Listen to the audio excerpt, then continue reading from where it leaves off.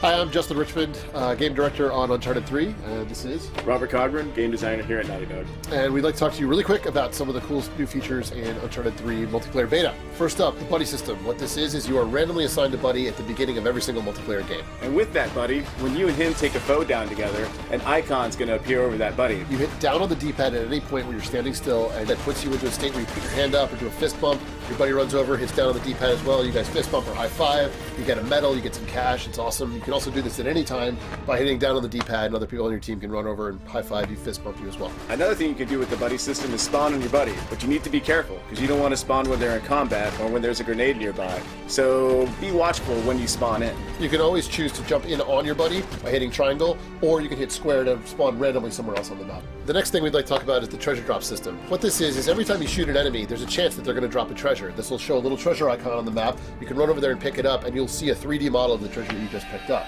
This also means that you can use these things to unlock sets of things. You want to talk about that a little bit? Yeah, so when you complete a treasure set, that's actually going to unlock something for you for your character appearance. From a hat to a shirt to even some pants and shoes. Additionally, when you complete a treasure set, it'll also unlock an emblem piece.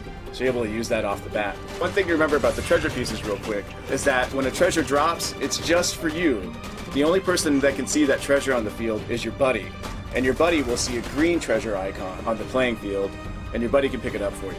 So that means you always want to stick near your buddy, because if he drops a treasure or you drop a treasure, you can grab them for each other, pick them up, and you get the icon. Right? You never leave your buddy. Never leave your buddy. Next system, paid boosters. What this is right before the match starts, you'll get a special screen that'll come up, if you can afford it, where there's a list of paid boosters in the game. And what these do is they grant you a temporary one-game advantage. They show up as blue. You can pick from a whole list of them. They're at variable cost. Now, the thing you need to be careful of is this is the same money you're using to spend on weapon mods, booster upgrades, all that kind of stuff. So you got to, determine whether you can afford it or not, or whether you want to use it just for this one game as an advantage. Another cool thing about the paid boosters is that as you're playing a match, say you've racked up some cash, you can purchase one while you're playing. And that's given to you automatically. But again, keep in mind, a paid booster is only good for one match. So be careful when you buy them. All right, next quick thing is the Facebook integration. You'll see a tab on the main interface of the multiplayer screens where you go across, you select Facebook, say sign in, you can sign in through the XMB, and what this means is you can actually play with your Facebook friends even if you're not PSN friends. So you'll see all your Facebook friends that are playing the beta, and you can jump into a game with them, all the same benefits of being PSN friends, only it's just through Facebook. It's right. Really cool. Medal kickbacks. So medal kickbacks in Uncharted 3 multiplayer are enhancements that you can activate once you get a certain number of medals in the game. So you'll see the number of medals you're collecting in the upper left part of the screen. And next to that is the medal kickback you have equipped. So say, for example, once you get 14 medals, you're able to activate your RPG kickback, which gives you an RPG in your hands automatically. And there's a bunch of different ones you can pick from, obviously, and they get unlocked as you start playing the game. And they're all variable costs, so some of them are a little bit cheaper, like 5, 6, 7 medals, something like that. And then they get more and more expensive the more powerful they are. Yeah, they're pretty fun to use, so have fun with them. Yeah, and keep your ears open. They're always we always tell you in the interface, like, hey, you can use your kickback now, so you always know when you have a chance to use these things. The other thing is you should be careful because people can use them against you, so always keep a heads up on that. And the other thing is you can get these medals through treasure chests. You want to talk about that? Right, so as you're playing the game, you'll see treasure chest icons that appear throughout the map. And when you go to a treasure chest and press a button on it, you either get some medals, a treasure piece, or a paid booster. So you should always be going after treasure chests. Yeah, it's a really good idea if you see one of those pop up to go get it. Now the thing is, they're kind of honeypots, so people are going to go after them, so you've got to be careful when you're heading out to get one of those things. Boosters.